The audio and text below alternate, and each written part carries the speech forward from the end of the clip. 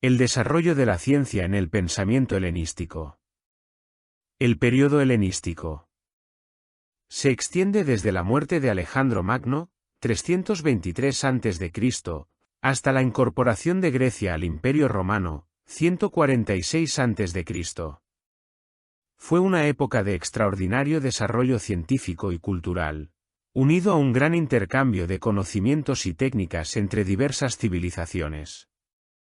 Se funda el museo y la biblioteca en Alejandría, bajo el patrocinio de los Ptolomeos, convirtiéndose en el centro neurálgico para la investigación y erudición, atrayendo a los sabios y estudiantes más destacados de la época.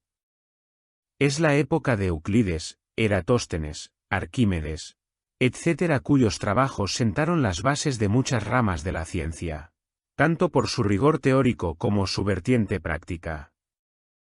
1. El desarrollo de la ciencia en la época helenística.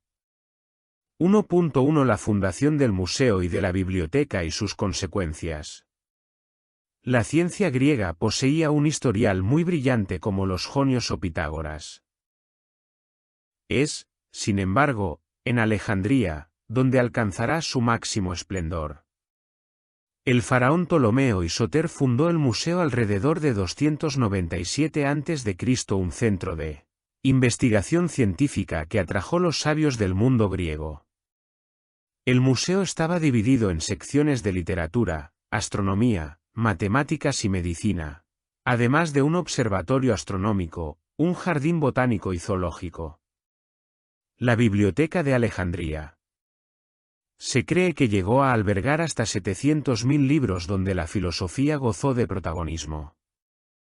La influencia de Aristóteles y Platón determinó el enfoque metodológico y la preeminencia de las matemáticas y la astronomía.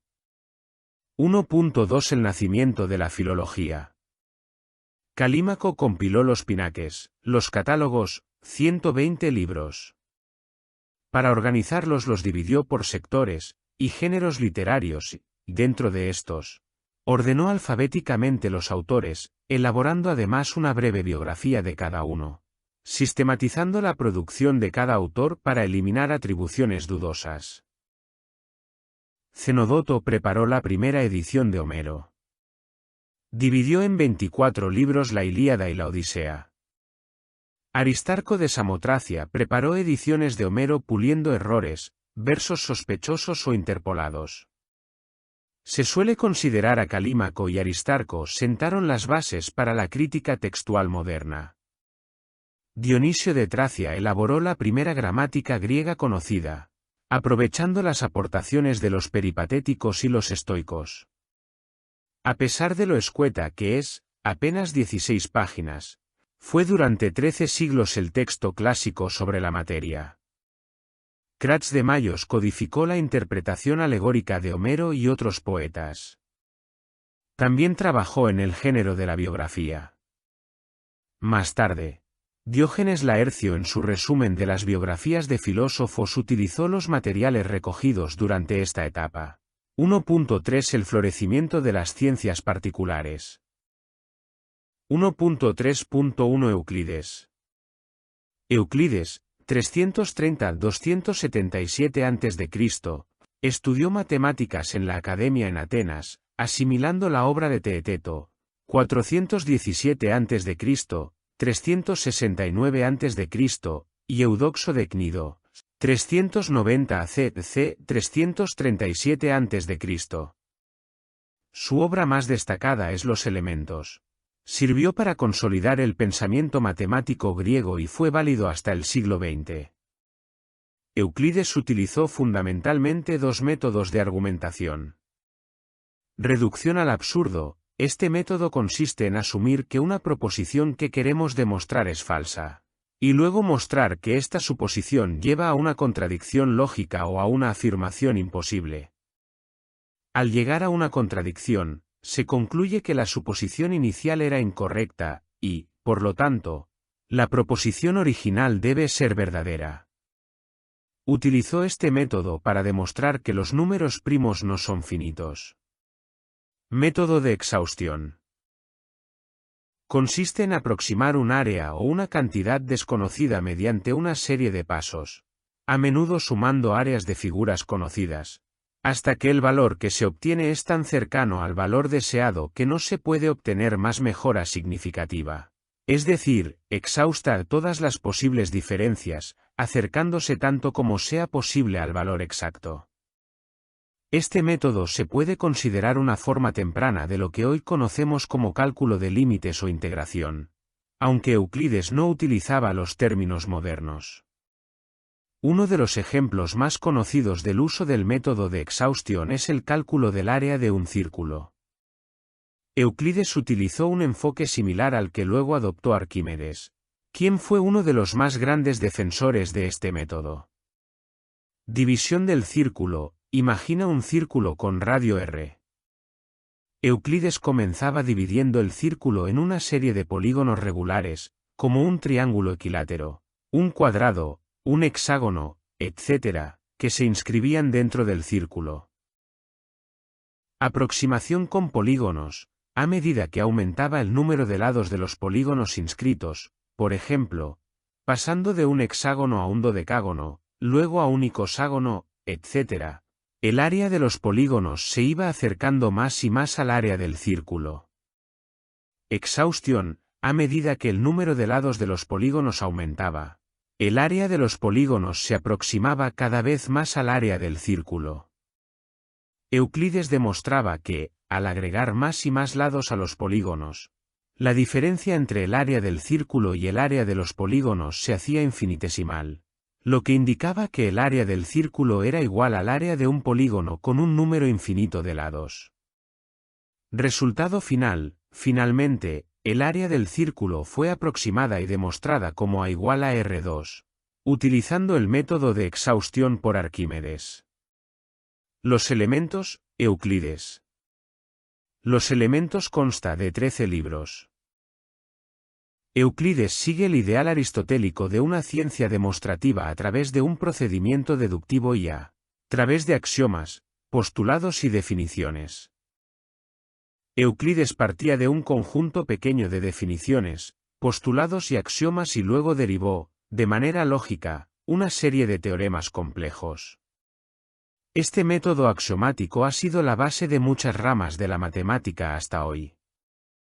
Los axiomas son proposiciones o afirmaciones que se aceptan como verdaderos sin necesidad de demostración.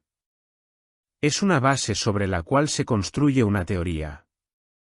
Son las ideas fundamentales y básicas que no requieren prueba, pero que sirven como punto de partida para deducir otros resultados. Los postulados son casi idénticos a los axiomas, pero suelen ser más específicos y relacionados con una rama particular de la matemática o una teoría en particular. También se dan como verdaderos sin necesidad de demostración. Euclides formuló 5 postulados fundamentales, que incluyen la famosa proposición sobre las líneas rectas, y el célebre postulado de la paralela, el quinto postulado, que dice que, dado un punto fuera de una línea, se puede trazar una sola línea paralela a la línea dada. Este quinto postulado generó problemas, lo que llevó al desarrollo de las geometrías no euclidianas por Lobachevsky y Riemann. Definiciones: punto, línea, plano, etc. Definiciones muy básicas pero esenciales para la geometría. Teoremas. Teorema de Pitágoras, libro I, y proposición 47 establece que, en un triángulo rectángulo, el cuadrado de la hipotenusa es igual a la suma de los cuadrados de los catetos. Teorema de la bisectriz. Cada ángulo tiene una única bisectriz, una línea que lo divide en dos ángulos iguales.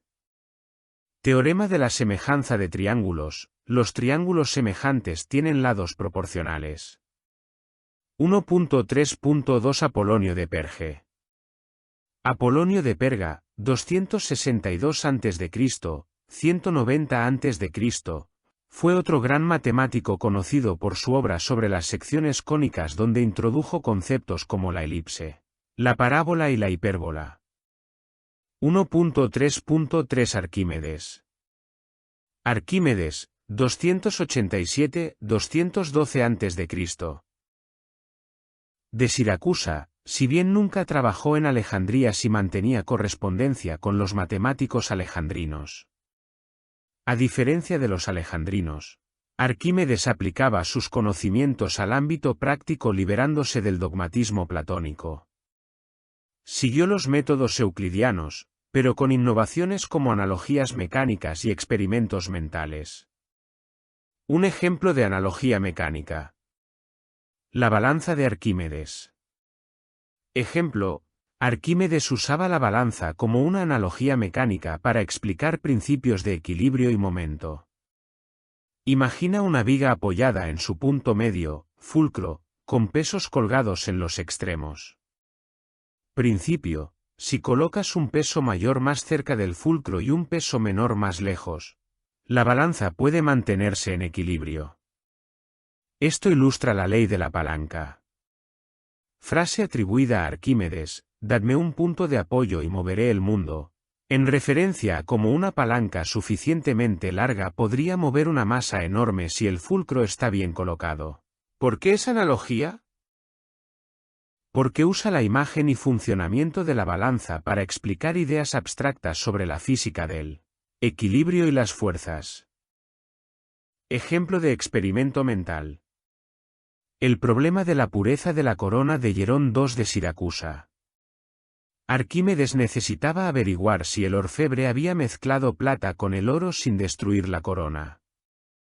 Experimento mental: Arquímedes se imaginó que, si sumergía la corona en agua y hacía lo mismo con un bloque de oro puro del mismo peso, la cantidad de agua desplazada sería diferente si la corona no fuera de oro puro, porque la densidad de la plata es diferente a la del oro. Resultado mental: la diferencia en el volumen de agua desplazada indicaría la presencia de otro metal. Frase famosa: Eureka. Según la leyenda, al imaginar y luego confirmar su idea mientras se bañaba. ¿Por qué es experimento mental? Porque antes de realizarlo físicamente, lo razonó mentalmente usando el principio de flotación, también conocido como principio de Arquímedes. Obras de Arquímedes. Sus trabajos más notables incluyen la problemática de la cuadratura del círculo y la rectificación de la circunferencia. En su obra sobre los cuerpos flotantes estableció las bases de la hidrostática y formuló el principio de Arquímedes. En equilibrio de los planos estableció las bases teóricas de la estática, en particular las leyes de la palanca. Como se ha comentado con anterior, sus estudios tenían un enfoque mecánico, práctico que cristalizaban en teorías adoptaban más tarde una forma axiomática y matemática, influenciando más tarde a pensadores como Newton, Galileo o Torricelli. 2. La ciencia antigua en la época imperial. 2.1 La decadencia de la ciencia helenística. La época dorada de la ciencia helenística duró apenas 150 años. En 145 a.C. se produce la primera gran crisis del museo y la biblioteca cuando el faraón Ptolomeo Fiscón, Barrigón, persiguió a los científicos e intelectuales que estaban en la oposición política, lo que llevó a grandes purgas que culminaron con ejecuciones, exilios o expulsiones. Pese a todo, ambas instituciones continuaron su actividad, aunque el daño era irreversible. En el 47 a.C. surge la segunda gran crisis, la campaña de César. Durante la campaña de César la biblioteca fue incendiada creando un daño masivo e irreparable. Octaviano conquistó Alejandría en el 30 a.C. y Egipto se convirtió en provincia romana. Los romanos poseían intereses prácticos, apreciando los resultados concretos e inmediatos. Esto chocaba con la filosofía y ciencia griega de fuerte dimensión especulativa y teórica. Época imperial, epígonos y comentadores. Epígono es una palabra polisémica que sirve para etiquetar a una persona que sigue a una corriente, pero también a los descendientes de los diádocos, los generales de Alejandro Magno que se repartieron su imperio a su muerte. Son, en general, figuras de segunda categoría excepto Claudio Ptolomeo, 170 después de Cristo. Astronomía, Alejandría, y Claudio Galeno de Pérgamo, 129, 216 después de Cristo. Medicina, Roma.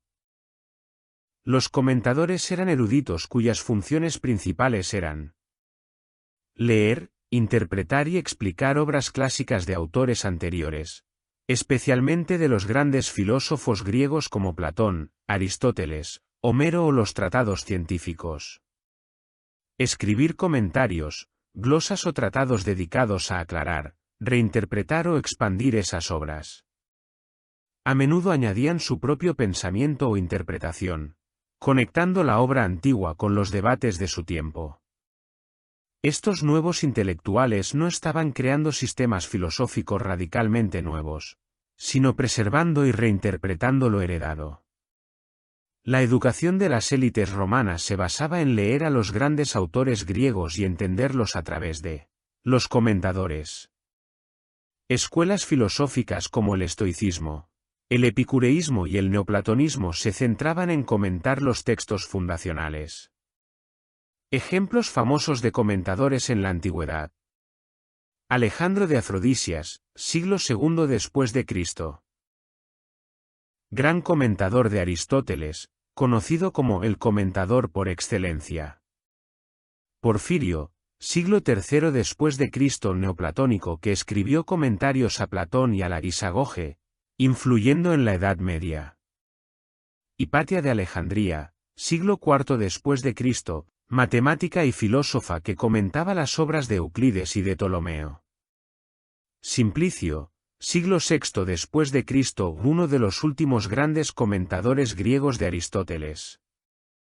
2.2 Claudio Ptolomeo y la síntesis de la astronomía antigua. De todas sus obras destaca la composición matemática, también conocida como Almagesto, que es la suma del pensamiento astronómico antiguo aunque desarrollado. Desarrolla y completa el sistema astronómico de Hiparco, construyendo el modelo de universo geocéntrico vigente hasta Copérnico.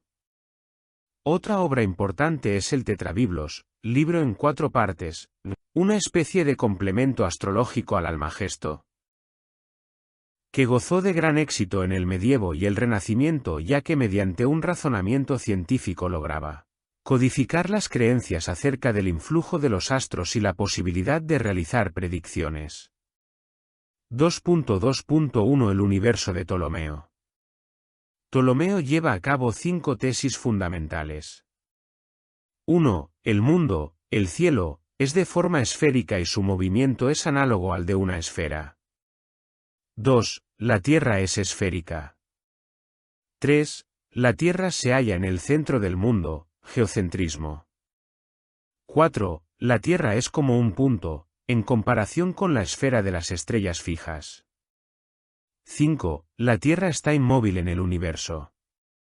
Todo lo que existe gira alrededor en ambos sistemas, hiparquiano y ptolemaico.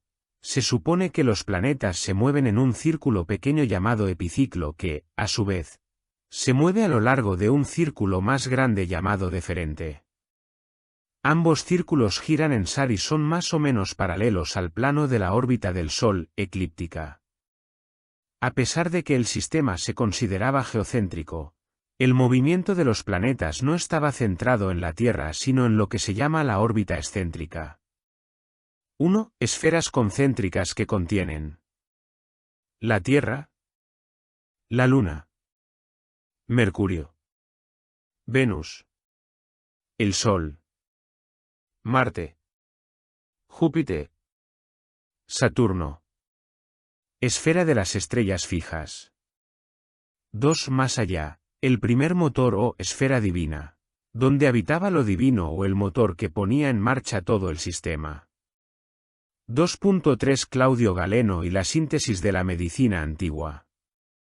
Claudio Galeno de Pérgamo, 129-200 después de Cristo, estudió medicina en Corinto y Alejandría y practicó como médico de gladiadores en Pérgamo.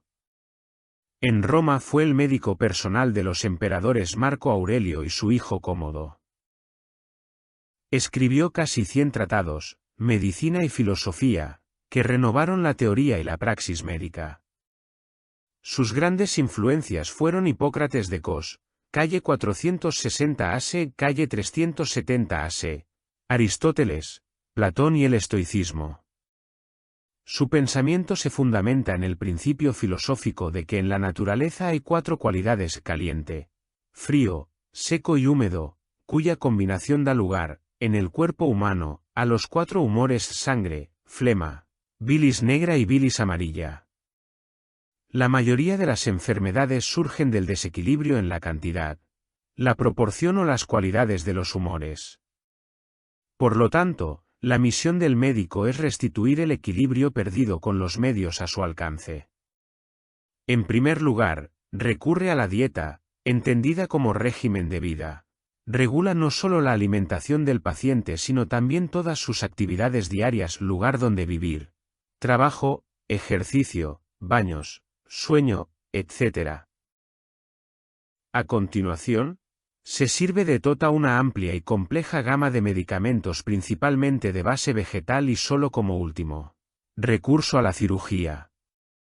Otra indicación terapéutica muy frecuente es la sangría o flebotomía. Fue muy crítico con los métodos de su época por ignorantes, corruptos y sectarios, afirmando que un auténtico médico debe también ser un filósofo. La medicina de Galeno posee un esquema teórico claro, platónico y aristotélico, y un elevado sentido religioso y moral, lo que lo hizo más aceptables a los estudiosos islámicos y a la Iglesia medieval. Su sapiencia abarcaba conocimientos anatómicos, zoología, biología, la teoría de los humores, Hipócrates, y el concepto de pneuma. No obstante, al igual que ocurrió con Aristóteles, su doctrina fue tomada como dogma, el galenismo, con lo que muchos de sus errores perduraron entorpeciendo el desarrollo de la medicina. Con la caída del Imperio Romano de Occidente, el saber médico antiguo decayó en el oeste y solo se conservaron rudimentos en los monasterios. Por el contrario, el galenismo se mantuvo en el mundo bizantino. Es heredado de los estoicos y de Hipócrates, pero la desarrolla en su propio sistema médico. Para él, el pneuma es una sustancia sutil y espiritual que recorre el cuerpo y es responsable de las funciones vitales. No es solo aire, sino una especie de fuerza vital o energía que anima la materia. Existen 3 tipos de pneuma. Físico y natural, se origina en el hígado a partir de los alimentos digeridos y la sangre. Responsable de las funciones básicas y nutritivas del cuerpo: crecimiento, reproducción, nutrición. Equivalente a lo que hoy pensaríamos como el metabolismo. Vital, se produce en el corazón a partir de la sangre mezclada con el aire inspirado. Responsable de la vida misma, la temperatura corporal y la vitalidad general. Aquí Galeno mezcla conceptos médicos con la teoría estoica del fuego vital que calienta el cuerpo. Psíquico, se produce en el cerebro.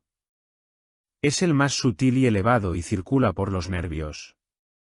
Responsable de las funciones mentales y sensoriales: pensamiento, percepción, movimiento voluntario.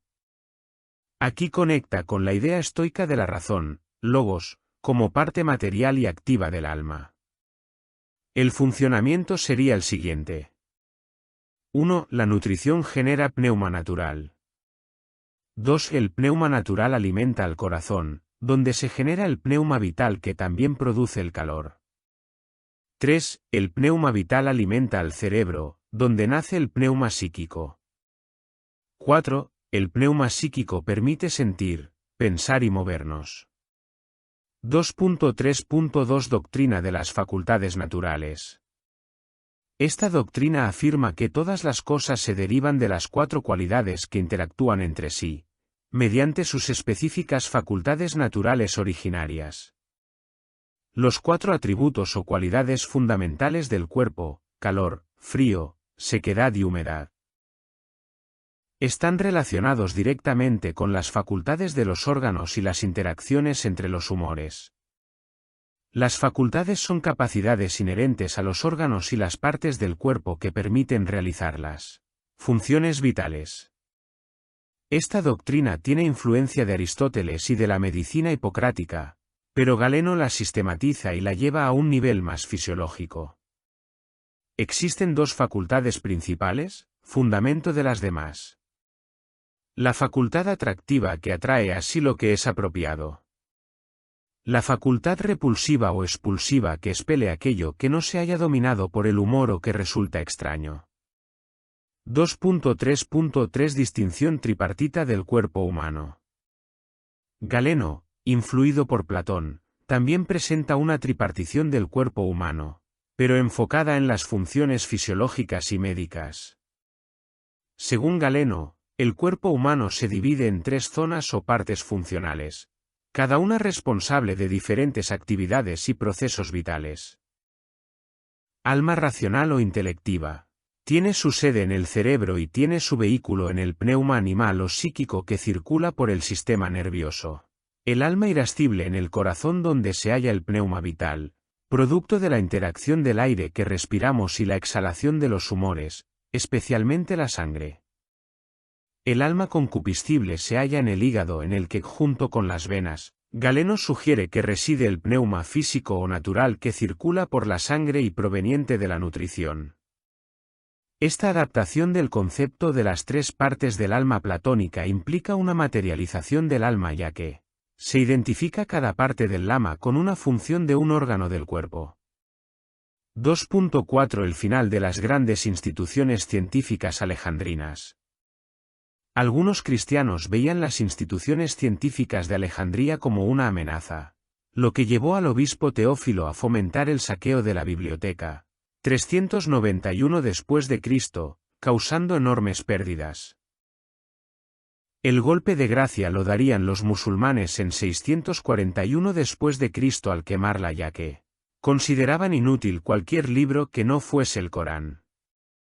No obstante, sí se produjeron descubrimientos importantes, especialmente en el campo de la acústica, la hidrostática y la mecánica, pero carecían de una teoría unificadora. No obstante, pese a que Alejandría perdió su esplendor científico, conservó el filosófico, destacando la escuela de Amonio, los comentadores neoplatónicos y Aristóteles, Filón el judío y la escuela cataquética, dando origen a la patrística. En cualquier caso, y según algunos autores como Hull señalan que, no solo el cristianismo o el islam acabó con la ciencia alejandrina sino que, los métodos y teorías griegos estaban agotados. Por ejemplo, necesidad de nuevos métodos en geometría y aritmética. Necesidad de instrumentos ópticos más precisos para la astronomía.